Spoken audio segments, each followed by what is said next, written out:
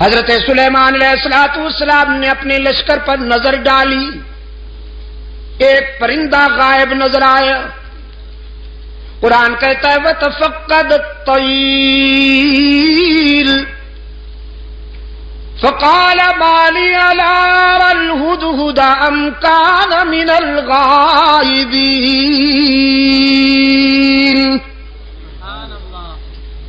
حضرت سلیمان علیہ السلام نے ایک پرندے کو غائب پایا، فرمانے لگے کیا بات ہے، مجھے ہدہد نظر نہیں آ رہا، ذرا دیکھو لشکر کے کسی کونے میں چھپا بیٹھا ہے یا پھر میری اجازت کے بغیر کہیں چلا گیا ہے، تلاش کرو۔ یہ ہدہد جانتے ہیں آپ؟ جی کیا فرمایا؟ اچھا ملا چرگت، تمہارے صدقے جاؤں، یہ کب سے ملا بن گیا بھائی؟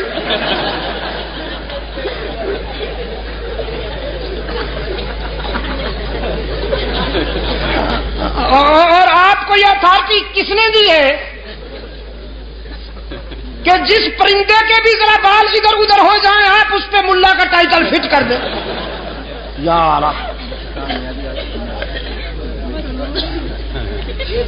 چلو پھر بھی گوارا ہے، اچھا پرندہ ہے، بڑا خوش نصیب پرندہ ہے، قرآن میں جس کا تذکرہ فخریہ انداز میں آیا ہے۔ ہاں اس پر حسد کیا تھا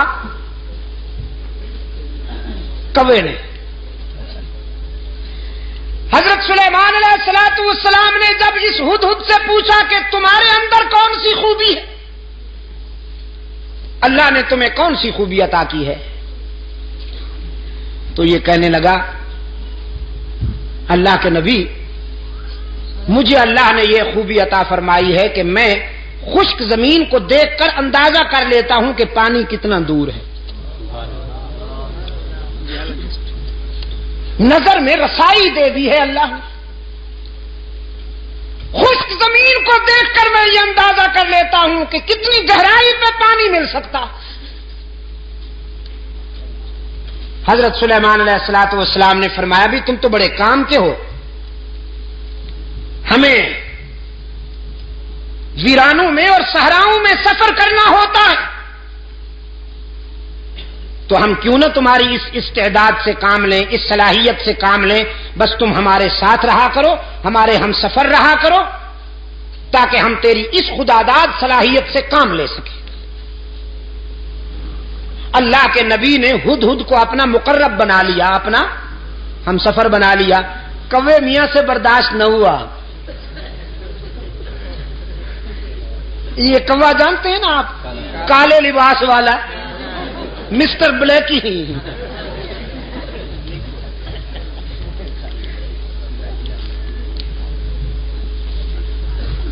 اس جنس سے ایسے فیصلے برداشت نہیں ہوا کرتے۔ اللہ کے رسول صلی اللہ علیہ وسلم نے صدیق اکبر کو اپنے پہلو میں سلا لیا، کبو کو برداشت ہوا نہیں ہوا، بڑی سخت تکلیف ہے بیچاروں کو۔ استغاثہ دائر کر دیا کوے نے ہدہد کے خلاف، اسکینڈل بنا لیا بدبخت نے، کہنے لگا واہ جی واہ، یہ کہتا ہے کہ میں خشک زمین دیکھ کر اندازہ کر لیتا ہوں کہ پانی کتنا دور ہوگا، بالکل غلط ہے۔ میں نے کئی مرتبہ دیکھا ہے کہ یہ جال میں پھنسا ہوا پھڑک رہا ہوتا ہے، اگر اس کی نظر میں اتنی رسائی ہے کہ یہ خشک زمین دیکھ کر پانی کی گہرائی معلوم کر لیتا ہے تو جال کو کیوں نہیں دیکھ لیتا، اس میں پھنس کیوں جاتا ہے؟ عیار تو بڑے ہوتے ہیں نا، یہ لفاظ اور لسان تو بڑے ہوتے ہیں۔ اس انداز خطابت میں استغاثہ دائر کیا کہ سننے والے بھی متاثر ہوئے، کہنے لگے جی بالکل ٹھیک ہے، یہ تو بات واقعی تفصیل طلب ہے، وضاحت طلب ہے کہ اگر ہدہد پانی کی گہرائی کو دیکھ لیتا ہے تو زمین کے اوپر جو جال تنا ہوا ہوتا ہے اس کو کیوں نہیں دیکھ لیتا؟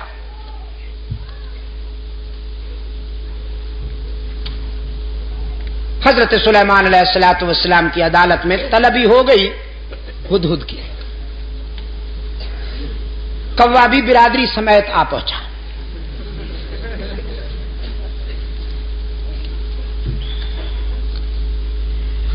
حضرت سلیمان علیہ الصلوۃ والسلام نے کوے سے کہا اپنا استغاثہ بیان کرو. اس نے وہ کہانی پھر دوہرا دی کہ جناب یہ کہتا ہے میں زمین کو دیکھتا ہوں تو اندازہ کر لیتا ہوں پانی کتنا دور ہے، جبکہ یہ زمین کے اوپر والے جال کو نہیں دیکھ سکتا، اس میں پھنس جاتا ہے، تو اس کا یہ دعویٰ غلط ہے، خلافت اس کو نہیں ہمیں ملنی چاہیے.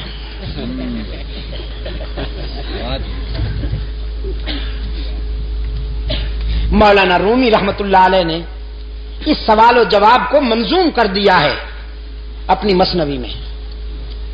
مجھے افسوس ہے کہ وہ پوری تو مجھے نہیں آتی، ایک دو شعر حافظے میں رہ گئے ہیں، وہ عرض کر دیتا ہوں.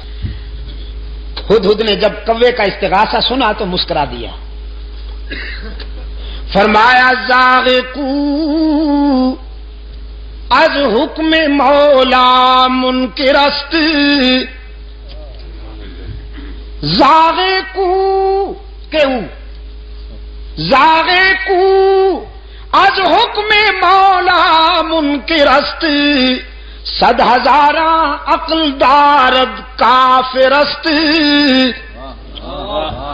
یہ کوا جو لفاظی کرتے ہوئے میرے خلاف استغاثہ لایا ہے، اصل میں یہ میری صلاحیت کا منکر نہیں، اللہ کی تقدیر کا باغی ہے. وہ جو جال تنا ہوا ہوتا ہے جس میں میں پھنس جاتا ہوں، وہ میری نظر کی کمزوری نہیں ہوتی، تقدیر کی بالا دستی ہوتی ہے. من ببینم دام را اندر ہوا، من ببینم دام را، میں ہوا کی اڑانوں میں جال کو دیکھ سکتا ہوں، لیکن تقدیر کی بالا دستی میرے شعور پہ پردے ڈال دیتی ہے. دیکھتا تو ہوں لیکن سمجھ نہیں پاتا، بالآخر جال میں پھنس جاتا ہوں. وہ میری نظر کی کمزوری نہیں ہوتی، اللہ کی تقدیر کا فیصلہ ہوتا ہے. سلیمان علیہ السلام نے فرمایا اخرج انک رجیم، دفعہ نکل جا، بکواس کی ہے تو نے. اللہ نے جب یہ استعداد عطا کی ہے تو تجھ سے برداشت کیوں نہیں ہوتی؟